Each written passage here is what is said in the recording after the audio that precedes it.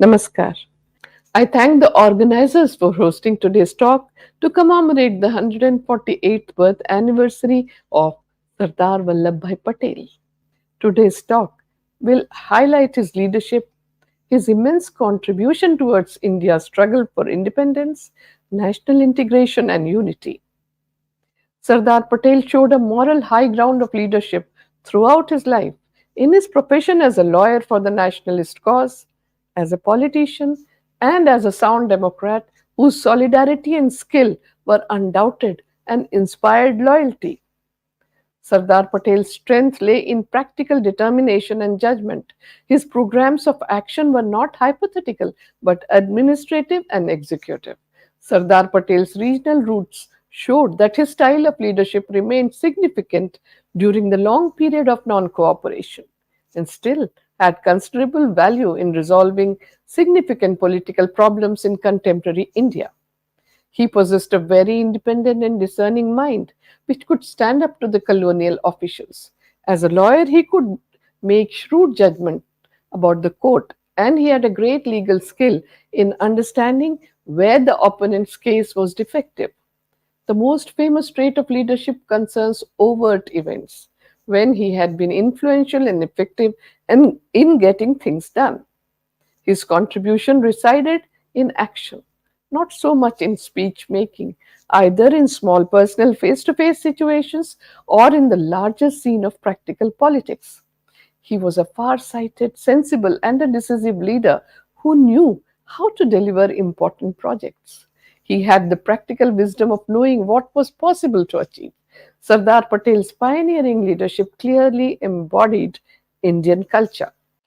Sardar Patel's origin was humble, yet he grew into a great Indian, the unifier and consolidator of a vast country that faced many challenges for integration on the eve of independence. He was a man of common sense, of few words, but they were words of wisdom, and his loyalty to Mahatma Gandhi was unquestionable. He had definitive views, had a wit all his own, and could delight people with laughter through his sharp wit. He made up his mind instantly and adhered to the decision, though he was open to conviction and change. He had a genius for details, and no detail was irrelevant to him. The mere presence of this Iron Man of India displayed an air of strength, confidence, determination, and faith. His concern was always to stress and share the civic basis of Swaraj or self rule. To benefit the poor and downtrodden, he had said, and I quote, "Humility is essential. I am pained whenever I find it lacking. Our proper place is not at the vantage point of power, but at the vantage point of service." Unquote. Sardar Patel's legacy is associated with the unity and integrity of India. His crucial role in integrating the princely states and in furthering national unity in the aftermath of India's independence. His negotiation skills, precisions, firmness, and administrative efficiency facilitated to achieve this remarkable feat. Equally, he stands out as the first major leader of the independence movement who came from a rural background, whose leadership in the various satyagraha and non-violent civil disobedience movements is remarkable. His inclusive approach was focused with laser like intensity on the essentials and the goal that had to be achieved. He undertook all the actions with total dedication, with no halfway measures. Sardar Patel's characteristic strength, resolve, wisdom, vision, nationalism helped in enabling India to achieve progress in its stature and growth from poverty to prosperity as a robust nation. He achieved this because of his mastery of personal leadership and institutional management. He was born on October 31st, 1876, in Nadia district in Gujarat state in India, in a Patidar family who were landowners. Patidars are known for rallying closely against outsiders, respecting their seniors, and individual reverence to the extended family, along with a sense of equality. He instinctively acquired all these traits. From his mother, Sardar Patel imbibed the motherly instincts of spirit of service.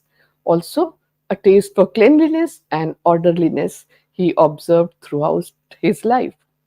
From an early age, Sardar showed the qualities of responsibility, forthrightness, and courageousness. He was always attracted to justice, was skillful in debate, aware of his adversaries' weak points, and an eloquent speaker from his school days. He had inherited the great quality of becoming a firebrand freedom fighter.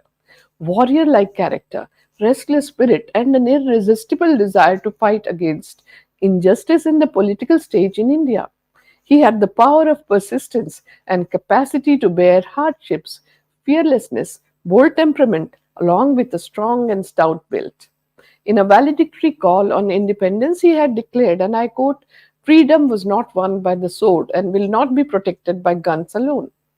Internally, it is the honest core of people and the true realization of the responsibilities of a free citizen that alone can save freedom." Unquote. Sardar Patel possessed the qualities of a servant leader with exemplary traits. He was straightforward, said what was on his mind, and his commitment to India's independence was true and strongly defined. He had exceptional qualities of courage of conviction, measuring all the decisions against truth, injustice, and exploitation, coupled with a strong sense of humor, transparency, total fearlessness, and successfully navigating to the right choice. He excelled in the art of persuasion. He kept people's interest at heart, and his organizing skills will always remain an inspiration for every Indian. Sardar Patel's clear and accurate conception of his objectives and goal played a significant role in the Indian independence movement and later on as well. He was a self taught man and had the ambition of becoming a barrister. To attain this goal, he initially became a lawyer by learning by himself and saved money for his ambition to become a barrister. He excelled as a criminal lawyer and mostly took up those involved in police cases and became a renowned lawyer. All this became possible because of his deep understanding of human nature, his deep analysis of the circumstances of the case, and his penetrating cross examination that helped him win more than 90% of the cases. Sardar Patel displayed an iron like quality. He never wavered in the decision he once took and pursued them with a firm determination. He went to London in August 1910 and finished his course in 30 months at the Middle Temple, obtaining a first class first degree and winning the prize of £50. He also took an examination in Roman law, in which he stood first. In February 1913, he returned to India and started his practice in the Ahmedabad district in Gujarat. He was forthright, skilled, and totally dedicated to his profession. He excelled in cross examination and could unnerve even well prepared, tough witnesses. During the cases that he undertook, he indicated a meticulous understanding of facts, an accurate estimate of the opponent's points, a carefully planned defense and attack. Soon he achieved fame as a revered barrister and was an acknowledged success in his chosen career. What mattered above all was the fearlessness with which he handled the court, something unheard of in 1913-1914, before Mahatma Gandhi arrived in India from South Africa in 1915. In 1917, Sardar Patel entered the municipal politics of Ahmedabad. Soon after his election to the municipality, he established his authority and proved his mettle, an iron will to fight his way to victory. Also, his ability as a leader of steadfast courage, dedicated to public cause, and one who could outmaneuver his opponent by staying firm to facts through a meticulous strategy and planning. He was a stern and a severe man, impartial and public spirited, man of 42 years who came in direct contact with 48-year-old Mahatma Gandhi for the first time in November 1917 at the Gujarat Political Conference in Godhra. It was here that Mahatma Gandhi had made a statement of great significance. He said, and I quote, "If we are unable to run our village administration skillfully, honestly, and justly, how can we justify our demand for the independence of our country?" Unquote. Sardar Patel, who was imbued in rural culture, could not agree more. He had proved this by his actions in running the civic administration of Ahmedabad. People of Gujarat observed in him a new national leader in the making, an unrelenting crusader, an able administrator, and a skillful negotiator. In the year 1917, the nation witnessed Mahatma Gandhi's victories in quick succession in three satyagrahas, which made a sweeping effect on Sardar Patel's mind that was profound, far reaching, and lifelong. It moved a mind that was resolute, analytical, and governed by reason. Mahatma Gandhi had translated the political mantra given by Lokmanya Tilak, and I quote, "Freedom is my birthright, and I will take it at any cost." Unquote. Gandhiji translated that mantra into action to turn it into a reality by carrying it to India's teeming millions in her villages.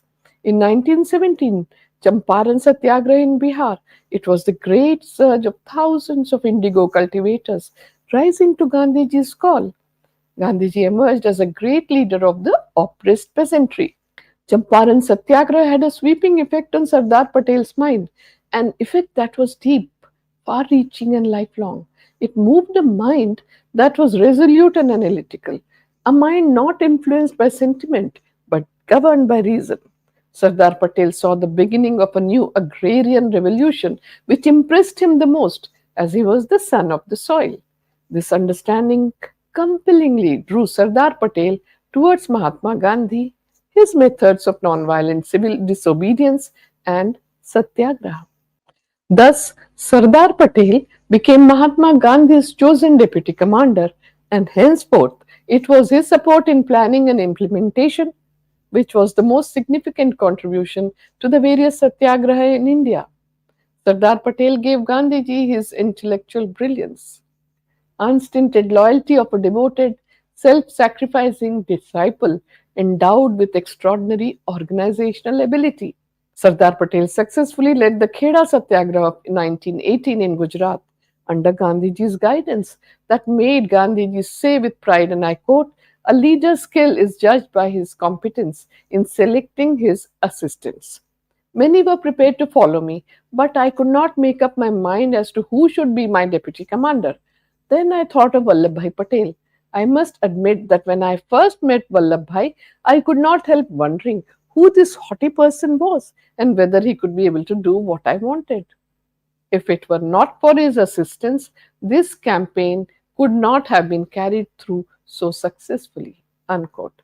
Sardar Patel helped Gandhiji build a strong, disciplined, non-violent army of satyagrahis and also a party mechanism capable of conducting a fight against the British for nearly 3 decades.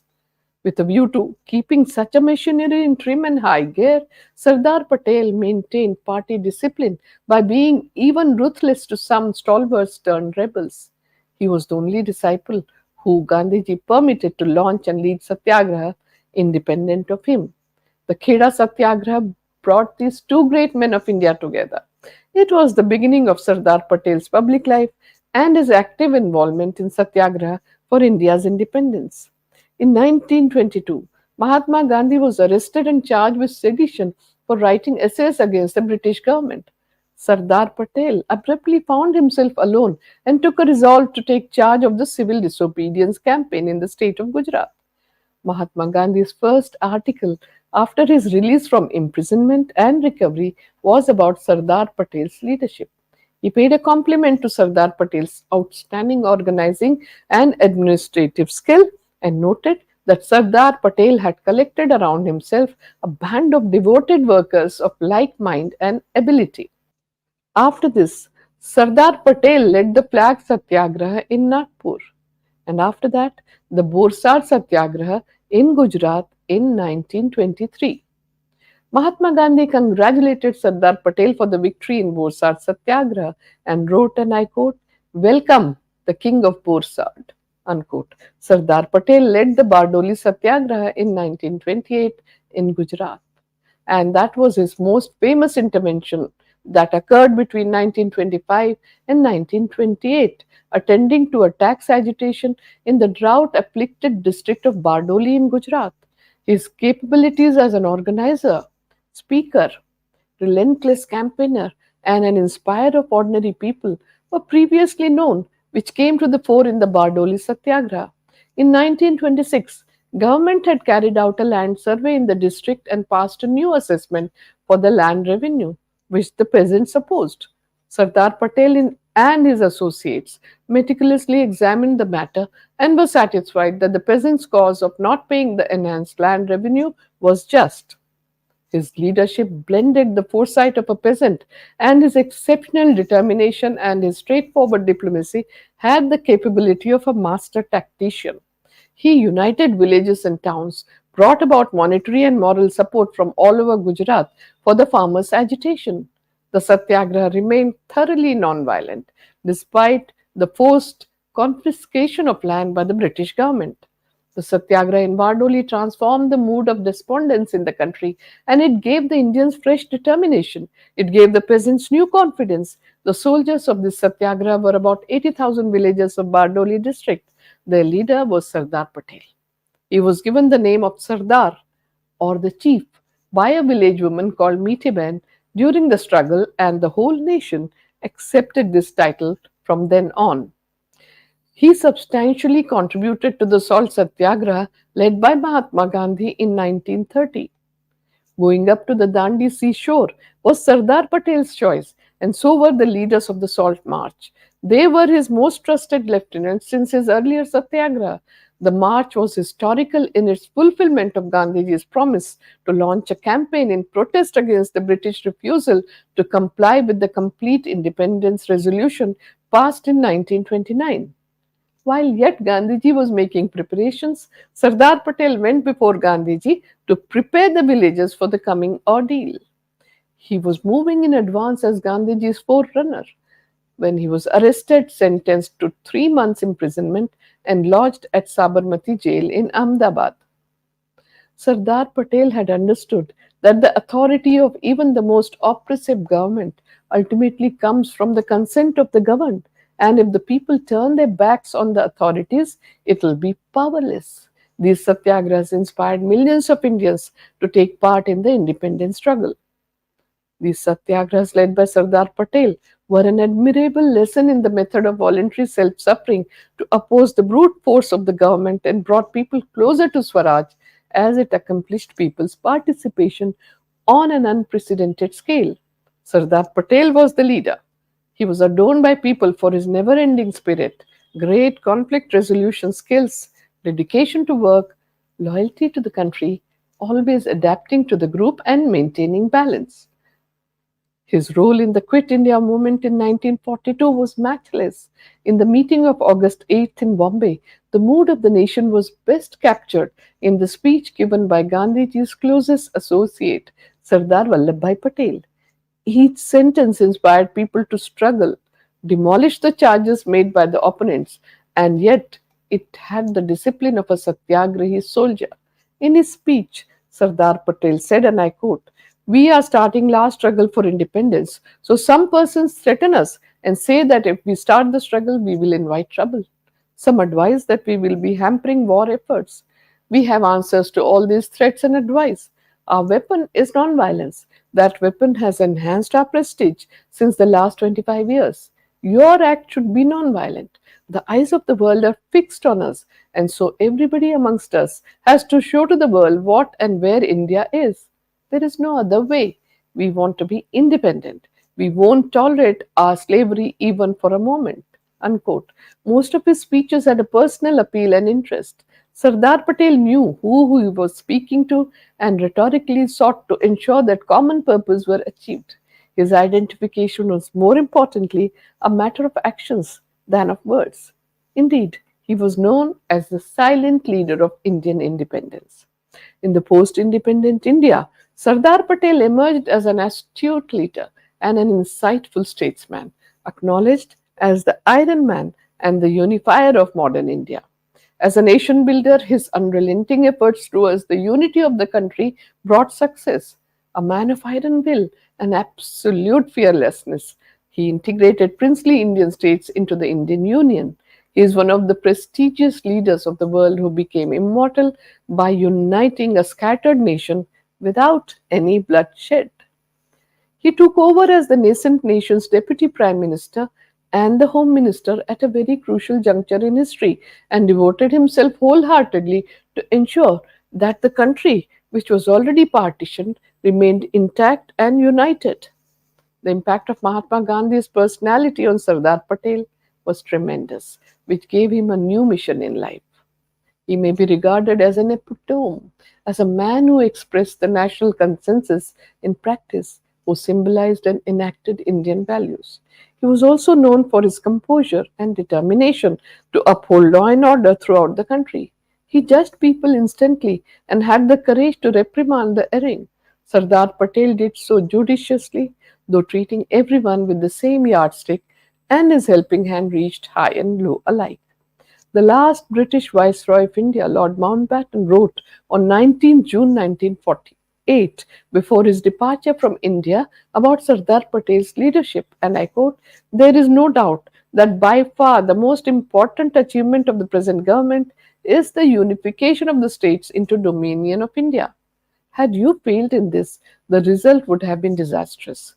He further added, "No one has given you adequate recognition of the miracle which you and your faithful VP Menon have produced. Nothing has added to the prestige of the present government than what you have followed with the states." Unquote. T.H. Lee, first Secretary General of United Nations, said, and I quote, "Sardar Patel was a great leader of the world who always remained keen for the purpose and thoughts of the United Nations." Unquote. Time magazine called Sardar Patel as the boss on 27 January 1947. The Time magazine cover story underlined Sardar Patel's reputation overseas as one who had the unique ability to solve what appeared to be nascent India's difficult problem. As an administrator, Sardar Patel was a class by himself. His democratic spirit gave his officers the full freedom to express their views without fear or restraint. His greatness as an administrator was born of his personal qualities. His light-heartedness and humor would help others reach decisions with composure. He was also known as having a photographic memory and always stood by his officers. The administrator in him was conscious of others' status. He had an immense capacity for listening and listening patiently and carefully before he made up his mind. And thereafter, he was like a rock as he moved inflexibly into action. Sardar Patel's life is an inspiration for everyone, and the nation gratefully remembers his tremendous selfless contribution as he devoted himself to his various tasks till the end of his life. And his achievements have been so great as to have left indelible footprints on the sands of India's history. I once again take this opportunity to thank the organizers for hosting the talk on the occasion of National Unity Day. My special thanks are to all of you who have joined me today. Namaskar.